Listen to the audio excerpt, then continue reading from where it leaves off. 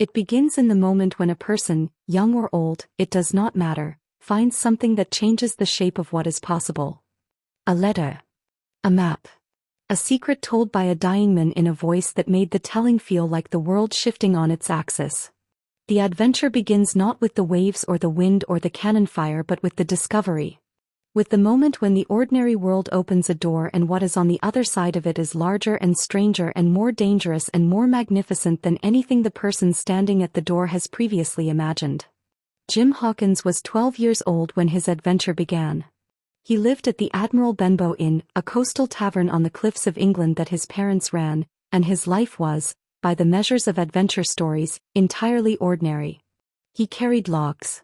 He helped in the kitchen. He listened to the sea from his bedroom window at night and he looked at the horizon and he thought the things that 12-year-olds who live near the sea have always thought, that the horizon is a question and the ocean is the distance between where you are and the answer. The adventure found him before he went looking for it. It came in the form of an old sailor who arrived at the inn one autumn evening with a sea chest and a face that had been weathered by decades of something that Jim could not name but that made the hair on the back of his neck stand up the moment the old man walked through the door. He paid for his room in gold coins and he sat in the corner and he drank rum and he watched the door with the specific, alert, slightly desperate watchfulness of a man who was afraid of something he expected to walk through it. The old sailor's name was Billy Bones. He told Jim, in exchange for the watching, for the daily service of keeping an eye out for a seafaring man with one leg, that there were men looking for him and that the men who were looking for him wanted something he had. He did not say what it was. He did not need to. The quality of his fear said what it was. It was something worth killing for. Billy Bones died on a winter morning with his secrets still inside him. But not all of his secrets. When Jim and his mother opened the old man's sea chest, searching for money owed them for the lodging, they found, among the clothes and the weapons and the gold coins, a packet wrapped in oilcloth. Inside the packet were two things. A written account that meant little to Jim. And a map. The map was old and carefully made on yellowed paper, and it showed an island in the middle of a stretch of ocean, and on the island were markings, depth soundings and landmarks and, in a red hand, 3 crosses and the words that changed the direction of Jim Hawkins's life: bulk of treasure here.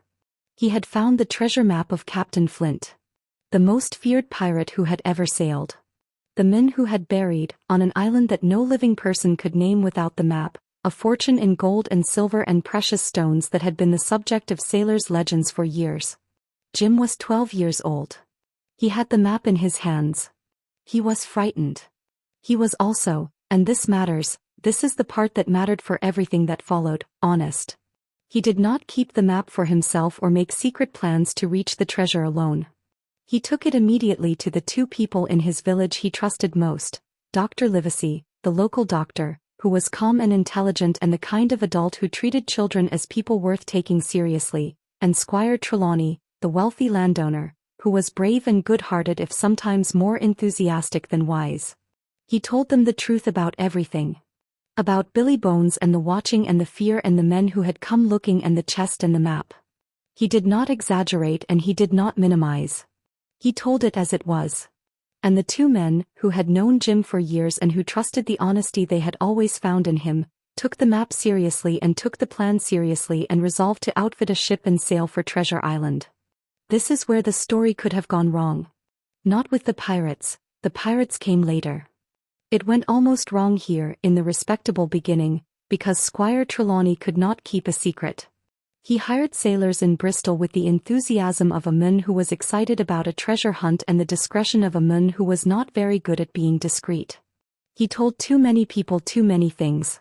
And among the men he hired, including a ship's cook named Long John Silver who came highly recommended and who had a silver tongue that made everyone who met him feel that they had found a friend, there were men who had sailed with Captain Flint.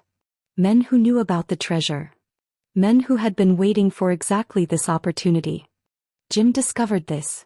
He discovered it by accident, by being small enough and quiet enough to be in a place where he was not noticed when he should have been, hidden in an apple barrel on the deck of the Hispaniola while the ship rocked on the open sea and Long John Silver sat nearby talking to his men in a voice that was no longer the warm, friendly, sea-weathered voice of the ship's cook but the cold, calculating voice of a pirate making plans.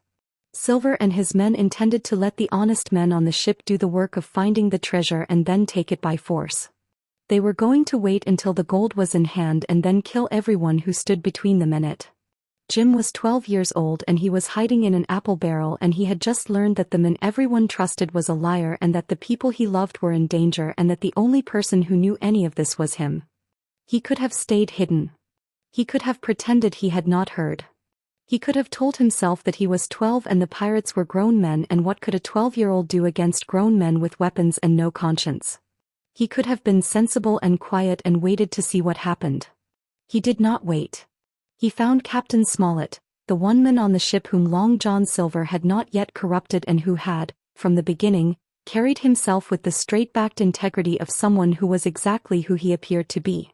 Jim went to him and he told him everything. Again, the truth, all of it, exactly as he had heard it.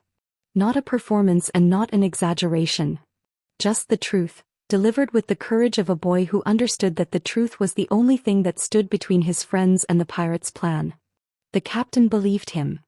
Together, Jim and Captain Smollett and Dr. Livesey and the handful of loyal men aboard, they made a plan of their own. Not a perfect plan. Not a plan made by experienced strategists with all the resources they needed. A plan made by honest people in a desperate situation who had the specific advantage that honest people in desperate situations always have: they knew the truth and they were not afraid to use it. What followed on Treasure Island was danger of a kind that Jim had never imagined from the window of the Admiral Benbow in looking at the horizon. There were fights and there were betrayals, and there were moments when the outcome was genuinely uncertain, and when Jim was alone on the island without his friends and without any obvious way back to them. He captured the Hispaniola. He was taken prisoner by Long John Silver. He made unlikely alliances with a half-mad sailor named Ben Gunn who had been marooned on the island for 3 years and who turned out to hold a secret of his own. And through all of it, through every moment of fear and every moment of danger and every decision that had to be made quickly without the luxury of time to think, Jim's most reliable resource was not his bravery, though he had bravery. Not his cleverness, though he had that too. It was his honesty. The fact that when he gave his word to Captain Smollett and Dr. Livesey, the word meant something. The fact that when he told his friends what he had seen and heard and done, they could trust the telling. The fact that the people on his side of this story were on his side not because they had been deceived or manipulated or given a false version of events, but because they had been given the true version and had chosen to stand in it.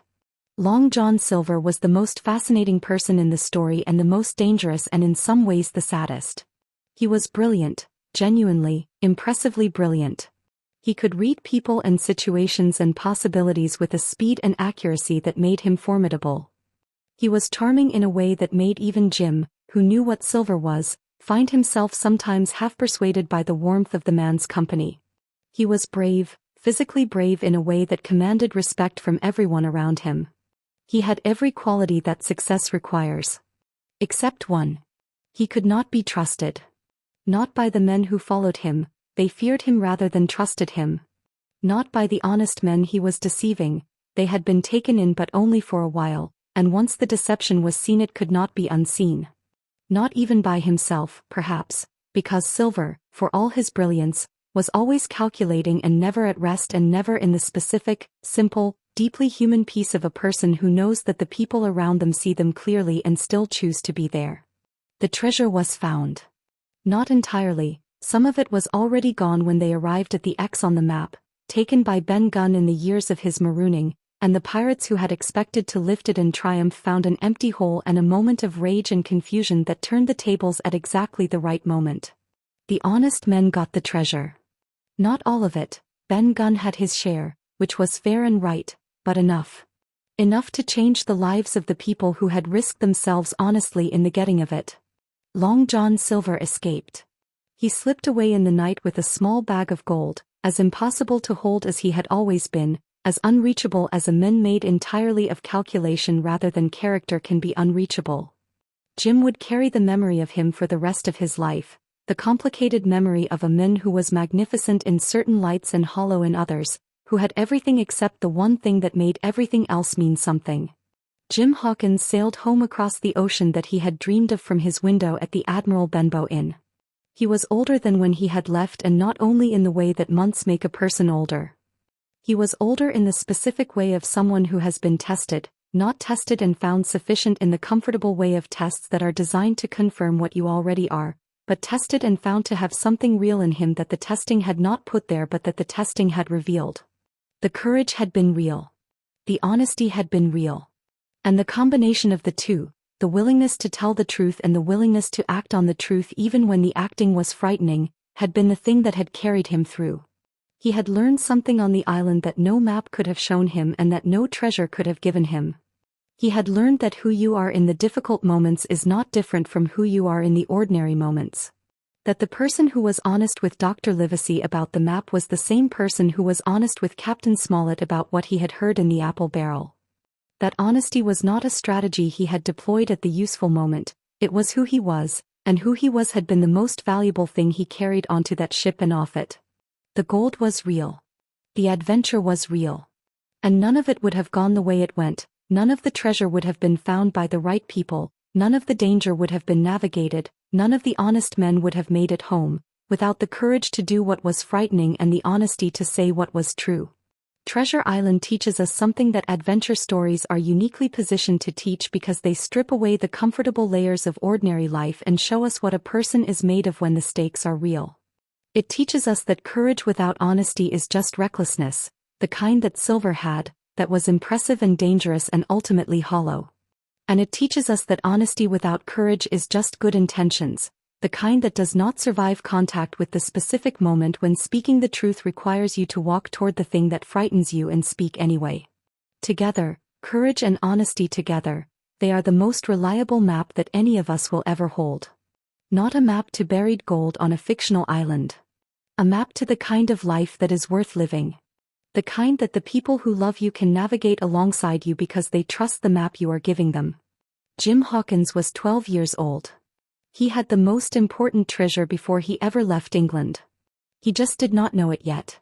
He knew it when he got home.